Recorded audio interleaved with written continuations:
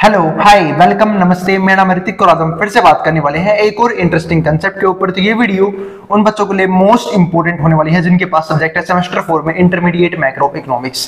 तो चलो अपन शुरू करते हैं आज के कंसेप्ट के ऊपर, ठीक है। और भाई इस कंप्लीट सीरीज के नोट्स बन चुके हैं। जिन बच्चों को नोट्स परचेज करने हैं वो इस नंबर पे जाए 9667836336 यहाँ जाके नोट्स ले सकते हैं। अब आते हैं आज के कंसेप्ट के ऊपर जहां हम बात करेंगे Simon Kuznets try to verify Keynesian proportions on consumption function. यानी कि अब यहाँ पे एक और इकोनॉमिस्ट आए जो हमारे काइंड्स थे, हमने उनके कंजप्शन फंक्शन से स्टडी कर लिया, ठीक है। और उन्होंने अपने कंजप्शंस में, अपने कंजप्शन फंक्शन में कौन कौन से फीचर्स बताए हैं, वो किस किस तरीके से काम करते हैं, वो सब हम डिस्कस कर चुके हैं प्रीवियस वीडियो के अंदर। लेकिन आज की वीडियो में हम बात करेंगे एक और इकोनॉमिस्ट के ऊपर जिन्होंने इस चीज को थोड़ा सा और अच्छे से डिफाइन करने की कोशिश की हुई है। आई बात समझ में? और मैंने आपको पहले बताया था कि इस कंप्लीट लेसन में हम अलग अलग इकोनॉमिस्ट के मॉडल को स्टडी करने वाले हैं जो किसके ऊपर है, कंजप्शन के स्पेंडिंग्स के ऊपर है, ठीक है। यानी जो कंज्यूमर के पॉइंट ऑफ व्यू को दिखाने की कोशिश करेगा। अब यहाँ पर देखते हैं तो जो हमारा साइमन कोजनेट है, इन्होंने क्या ट्राई किया था वो समझते हैं।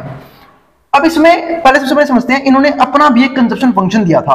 आप सब लोगों को याद होगा कंजप्शन फंक्शन जो है वो काइंड्स ने ये दिया था, C equals to C bar plus में B वाई, वाई डी बोल सकते हो, वाई बोल लो, ठीक है। या फिर इसी को उन्होंने ऐसे भी दिया था C equals to A plus में B वाई डी, जहां पे हमारा जो ये A है या फिर C बार है ये है ऑटोनोमस कंजप्शन, और जो हमारा ये वाई डी है वो है डिस्पोजेबल इनकम, और जो B है वो हमारा MPC यानी कि मार्जिनल प्रोपेंसिटी टू कंज्यूम, ठीक है। और जो C है ना हमारा, वो हमारा क्या है, फाइनल कंजप्शन, यानी कंजप्शन स्पेंडिंग कितनी हो रही है। आई बात समझ में? लेकिन जो हमारे साइमन थे उन्होंने पता क्या किया, उन्होंने ये रूल दिया C equals to B Y, जहां पे C का मतलब क्या है, रियल कंजप्शन, Y का मतलब क्या है, रियल इनकम, और B हमारा क्या है, MPC यानी कि मार्जिनल प्रोपेंसिटी टू कंज्यूम। तो इन्होंने जो ये था ऑटोनोमस कंजप्शन, उसका चक्कर ही खत्म कर दिया। इन्हें ऑटोनोमस कंजप्शन को हटा दिया। इन्होंने कहा कि ऑटोनोमस कंजप्शन नाम की कोई भी चीज नहीं होती है, जो कि एक रियलिस्टिक अप्रोच नहीं है, क्योंकि ऑटोनोमस कंजप्शन एग्जिस्ट करता है। क्योंकि हम सब जानते हैं अगर कभी भी इनकम जीरो हो उससे फर्क नहीं पड़ता, हम फिर भी कुछ ना कुछ कंज्यूम जरूर करते हैं। एक बात समझो। और उसको हम क्या बोलते हैं, ऑटोनोमस कंजप्शन। तो उन्होंने कहा कि ऑटोनोमस कंजप्शन नाम की कोई भी चीज एग्जिस्ट नहीं करती। तो उन्होंने बोला C बराबर आएगा हमारा सिर्फ किसके, B वाई के, जहां पे B हमारा होगा MPC, वाई हमारा होगा रियल इनकम। यानी कि अगर हमारी इनकम बढ़ेगी तो कंजप्शन बढ़ेगा, इनकम होगी तो कंजप्शन कम हो जाएगा। अब उसको यहां पे समझते हैं। तो Simon Kuznets try to verify Keynesian proportions on consumption function. तो उन्होंने एक तरह से काइंजियन जो प्रोपोर्शंस थे उन्हें वेरीफाई करने की कोशिश करी। अब देखते क्या क्या उन्होंने बोला यहाँ पे, two important things regarding consumption behaviour. दो इंपॉर्टेंट चीज उन्होंने बताई यहाँ पे कंजप्शन बिहेवियर को लेके। पहला क्या था, firstly on average over long run. देखो मैंने आपको बताया था कि कंजप्शन को भी ना हम दो पॉइंट ऑफ व्यू से देखते हैं, एक शॉर्ट रन और एक लॉन्ग रन। और आज हम उन दोनों कंसेप्ट्स को अच्छे से डीप में स्टडी करने वाले हैं। देखो यहाँ पे शॉर्ट रन में क्या लिखा हुआ है, तो two important things regarding consumption behaviour. Firstly on average over long run the ratio of consumption expenditure. जो रेशियो होता है ना किसका, कंजप्शन एक्सपेंडिचर का टू इनकम, यानी कि मैं क्या बोल सकता हूं, C अपॉन में Y। क्योंकि C अपॉन में Y का मतलब क्या होता है, कंजप्शन का रेशियो किसके साथ, इनकम के साथ। क्योंकि C दिखाता है कंजप्शन को, Y दिखाता है इनकम को। और इसको हम क्या बोलते हैं, APC, average propensity to consume. The ratio of consumption expenditure to income, C ratio Y और APC showed no downward trend। ये लॉन्ग रन में किसी भी तरह का डाउनवर्ड ट्रेंड नहीं शो करता, ठीक है। तो इस बात का ध्यान रखना। Show the MPC equals to APC, यानी कि लॉन्ग रन में मैं बोल सकता हूं कि जो हमारा MPC है वो APC के बराबर होता है। तो कभी अगर मान लो सपोज करो ऑप्शनल में क्वेश्चन आ गया कि ऐसा कौन सा टाइम पीरियड होता है जहां पे हमारा MPC बराबर होता है APC के, तो बोलोगे लॉन्ग रन। या फिर इसका अपोजिट क्वेश्चन ही पूछ सकते हैं कि लॉन्ग रन में MPC और APC कैसे होते हैं, दोनों क्या होते हैं, एक दूसरे के बराबर होते हैं। फिर क्या आता है, that means consumption function C equals to FY is a straight line. तो क्या बनेगा, एक स्ट्रेट लाइन बनेगा जो पास कहां से करेगा, पासिंग थ्रू ओरिजिन। ओरिजिन आप लोगों को पता ही होगा, ओरिजिन वो जगह होती है जहां पे X और Y एक दूसरे से मीट करते हैं, यानी कि मिलते हैं, ठीक है। तो मिलन का बिंदु जिसका X एक्सिस का और Y एक्सिस का, ये हमारा ओरिजिन, ये वाला पॉइंट, ठीक है। और ये हमारे पास वो फंक्शन है, कंजप्शन फंक्शन। आई बात समझ में? जो लॉन्ग रन में बिल्कुल क्या है, ओरिजिन से पास कर रहा है, और MPC इक्वल्स टू हमारा क्या है, इस केस में APC के बराबर है लॉन्ग रन के अंदर। और शॉर्ट रन में क्या होता है, शॉर्ट रन में मैंने पिछले वीडियो में देखा था, शॉर्ट रन में ये देखा था कि MPC जो है ना वो APC से, यानी कि marginal propensity to consume, average propensity to consume से कम होता है। तो MPC हमारा क्या होता है, लेस देन होता है APC से। अब बी पार्ट क्या है, secondly during the boom period. लेकिन अब मैं बात करूं किसकी, बूम पीरियड की। तो फर्स्ट तुमने समझ लिया कि लॉन्ग रन में क्या होता है, जो हमारा कंजप्शन फंक्शन है वो ओरिजिन से पास करता है। दूसरी बात हमारा एमपीसी बराबर होता है किसके, एपीसी के। लेकिन हमें समझना है बूम पीरियड। बूम पीरियड का मतलब क्या होता है कि जब इकोनॉमी में डिमांड काफी ज्यादा हो रही है, यानी कि इन्फ्लेशन बहुत तेजी से राइज कर रहा है डिमांड के लगातार राइज करने की वजह से। और डिमांड नहीं, सिर्फ एग्रीगेट डिमांड की बात कर रहा हूं मैं यहाँ पे, ठीक है। तो during the boom period the ratio C upon Y, यानी कि कंजप्शन और इनकम का ratio was below the long run average. ध्यान रखना, बूम पीरियड में हमेशा सी अपॉन वाई जो है वो बिलो रहता है किससे, लॉन्ग रन एवरेज से। लेकिन रिसेशन में इसका उल्टा हो जाता है, यानी कि बोल सकता हूं अगर मैं लॉन्ग रन की बात करूं, बूम पीरियड की बात करूं, यानी कि इन्फ्लेशन की बात करूं, तो इन्फ्लेशन के केस में जो हमारा कंजप्शन और इनकम का रेशियो है वो हमेशा लेस देन होता है। किससे लेस देन होता है, लॉन्ग रन एवरेज से। इसलिए उसकी वैल्यू बिलो करती है लॉन्ग रन एवरेज से। और ड्यूरिंग रिसेशन, अगर हम बात करूं रिसेशन केस की, तो रिसेशन वो टाइम पीरियड होता है जब मार्केट में क्या चल रही होती है, मंदी आ रखी होती है, यानी कि चीजों की डिमांड बहुत कम होती है, ठीक है, और सप्लाई बहुत ज्यादा होती है, जिसकी वजह से प्राइस लगातार गिरते रहते हैं क्योंकि खरीदने वाला ही नहीं है इकोनॉमी के अंदर। आई बात समझ में। तो during recession the C ratio Y was above the long run average.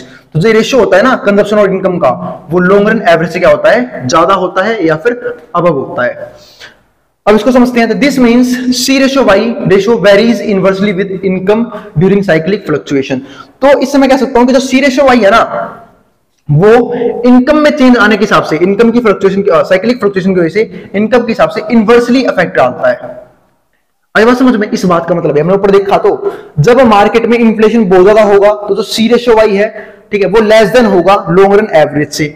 लेकिन जब केस रिसेशन का होगा तो होगा क्या, यानी कि जब डिमांड बहुत कम है तो सी रेशियो जो वाई है, ठीक है, वो क्या होगा, हमारा ज्यादा होगा किससे, लॉन्ग रन एवरेज से। आई बात समझ में। तो ये एक क्या है, इनवर्स रिलेशन किसके बीच में, ठीक है, सी रेशियो वाई के बीच में और इनकम के बीच में साइक्लिक फ्लक्चुएशंस की वजह से।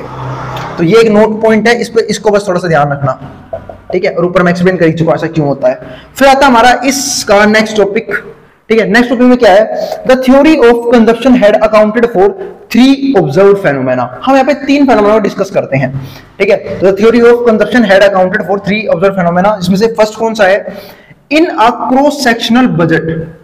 किसी भी तरह के अगर क्रॉस सेक्शनल बजट को हम स्टडी करें, ठीक है, द सी रेशियो वाई, यहाँ पे इन यहाँ पे इज आएगा, C ratio Y is increases as Y rises. इस बात का मतलब क्या है कि अगर किसी भी क्रॉस सेक्शनल बजट की बात की जाए तो सी रेशियो वाई को जब बढ़ाया जा सकता है, जब हम किस में चेंज करें, इनकम में चेंज करें और इनकम को बढ़ाया जाए। Show that in cross sections of the populations MPC always less than APC.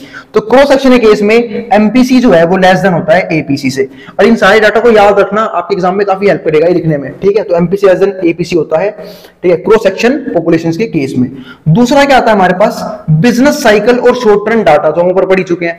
Show that C ratio Y ratio is smaller than average during boom periods. तो ये हमारा स्मॉलर होता है किससे, एवरेज से। किसके एवरेज से, लॉन्ग रन एवरेज से। कौन से पीरियड में, बूम पीरियड में, जो हम ऊपर पढ़ रहे थे अभी। देखो यहां पढ़ा था ना हमने, ये रहा, during boom period the ratio of C ratio Y was below the long run average. और जब ये लॉन्ग रन एवरेज से कम होगा, इसका मतलब क्या है कि सी रेशियो वाई की, ठीक है, average long run average value जो है सी रेशियो वाई की जो वैल्यू है लॉन्ग रन एवरेज से कम मिलेगी। कौन से पीरियड में, बूम पीरियड में। लेकिन ध्यान रखना, अगर बात करें रिसेशन की तो यही वैल्यू क्या मिलेगी, ज्यादा मिलेगी। किससे, एवरेज से। तो ये बात यहां पे लिखी हुई है, average during boom periods and greater than average during recessions. और क्या मिलेगा, ज्यादा मिलेगी कब, जब रिसेशंस होगा, ठीक है। Show that in short run as income fluctuations MPC less than APC.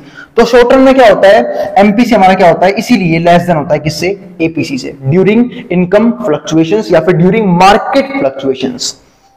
अब यहां समझते हैं हमारा अगला पॉइंट तीसरा, लॉन्ग रन ट्रेंड। अब long run trend data show no tendency for C ratio Y. मतलब लॉन्ग रन में जब भी कोई ट्रेंड चलता है, मतलब लॉन्ग रन डाटा ही शो करता है कि किसी भी तरह का चेंज नहीं आएगा सी रेशियो वाई में to change over the long run, show that as income grows along trend. इसका मतलब क्या है कि अगर इनकम लगातार बढ़ती रहेगी तो लोग कंजप्शन को लगातार अपनी बढ़ाते रहेंगे, लेकिन दिक्कत क्या है, प्राइस लगातार बढ़ता रहता है, तो कंजप्शन को लोग थोड़े लेवल पे ही बढ़ा पाते हैं, ठीक है। और जो हमारा एमपीसी है ना, वो हमेशा किसके बराबर रहता है, एपीसी के इक्वल रहता है, किसमें, लॉन्ग रन के केस में, ठीक है। अब यहाँ पे एक क्वेश्चन लिखा हुआ है मैंने, उससे पहले मैं तो बता चुका हूं कि C इक्वल्स टू BY क्या होता है, तो ये वो कंजप्शन इक्वेशन है जो किसने दी थी, ठीक है, साइमन कजनेट ने। देखो यहाँ पे भी लिखा हुआ था मैंने, ये कहां गया, कहां खो गया, एक जगह थी यहाँ पे y, हाँ ये रहा, C इक्वल्स टू FY, ये भी वही शो कर रहा है, C इक्वल्स टू FY, जहां पे हमारा ये C है कंजप्शन फंक्शन, जो किस पे डिपेंड कर रहा है, सिर्फ और सिर्फ इनकम पे।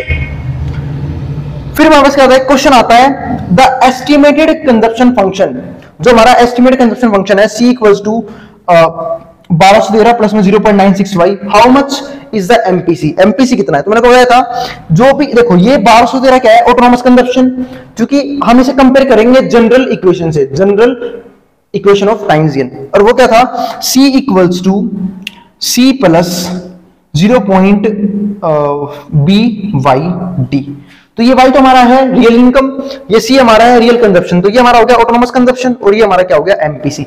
तो कोई इसके एमपीसी पूछे तो क्या हो जाएगा, वो 0.96, ठीक है। और एमपीसी इसका मतलब क्या है, ये है delta C upon delta Y, मतलब कंजप्शन में कैसे चेंज आ रहा है इनकम की वजह से, वो क्या है 0.96। और क्योंकि एमपीसी की जो वैल्यू है ना, वो हमेशा 1 से छोटी ही मिलती है, और उसका एक मेन रीजन क्या है कि कंजप्शन में जो चेंज है ना, वो हमेशा कम रहता है as compare to change in income, क्योंकि जब लोगों की इनकम बदलती है तो वो लोग उतना कंजप्शन नहीं करते जितना वो पहले करते थे, अपने कंजप्शन को कम करके वो सेविंग्स पे और सेविंग के साथ इन्वेस्टमेंट पे ज्यादा ध्यान देते हैं।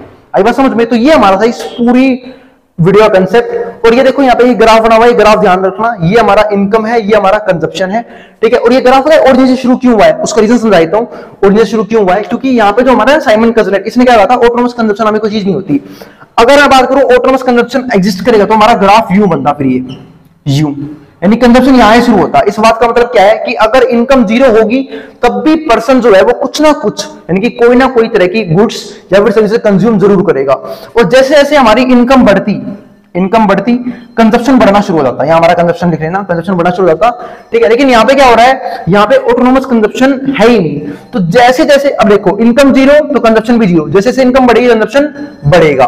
और जो हमारा long run point of view की बात करूं तो लॉन्ग रन में हमारा एमपीसी बराबर किसके होता है, एपीसी के, ठीक है। लेकिन शॉर्ट रन में एमपीसी एपीसी से क्या होता है, कम होता है। इस चीज को ध्यान रखना बस इस ग्राफ के अंदर, ठीक है। तो उम्मीद है समझ में आ गया होगा, ये हमारा काइंजियन कंजप्शन फंक्शन और ये हमारा क्या था, साइमंस कंजप्शन फंक्शन, दोनों ही समझा दिया मैंने। उम्मीद है यहां तक आपको क्लियर हो गया होगा। और अब हम आने वाली वीडियोस में और भी मॉडल को डिस्कस करेंगे, ठीक है। तो भाई अगली वीडियोस देखते रहना। अब इसको जो उतारना उतार सकता है, मैं उतारूं बोर्ड के सामने से। फिर भी कोई भी डाउट कोई रह जाए, आप नीचे कमेंट बॉक्स में कमेंट कर सकते हैं, मैं उसको रिजॉल्व करने की पूरी कोशिश करूंगा। अब इसको जो उतारना उतार ले, मैं उतारूं बोर्ड के सामने से।